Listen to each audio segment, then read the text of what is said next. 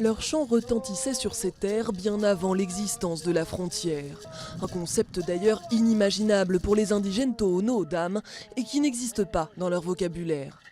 Mais aujourd'hui, le projet de mur de Donald Trump entre le Mexique et les États-Unis compromet l'avenir de ce peuple. Cela coupe notre cœur en deux. La moitié de notre cœur est à Sonora et l'autre moitié en Arizona. Et vous ne pouvez pas être complet si vous avez le cœur coupé en deux. Peuple du désert, les Tohono-O'odham sont séparés par la frontière depuis un siècle et demi. Presque 90% d'entre eux vivent sur le sol américain, de même que leurs hôpitaux et leurs institutions politiques. Des lieux de culte et des cimetières se trouvent en terre mexicaine. Ici, le dernier passage libre qu'ils peuvent utiliser, objet d'un litige avec le propriétaire de ces terres. Les autorités veulent les forcer à passer par un poste frontière.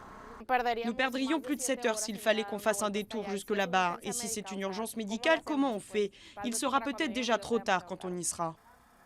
Avec ce mur controversé, Trump prétend freiner l'immigration illégale et le commerce de la drogue entre les deux pays.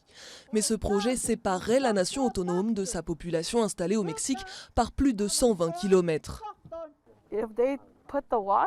S'ils mettent un mur ici, ils nous retirent une partie de nous qui a toujours été là. C'est elle qui nous permet de continuer, c'est elle qui fait notre force. La résistance au mur de Trump s'ajoute aux efforts des Tohono-O'odham pour sauver leur langue et leur tradition. Ils assurent qu'ils se battront au nom de leurs ancêtres et de leurs enfants pour que leur cœur ne soit pas coupé en deux.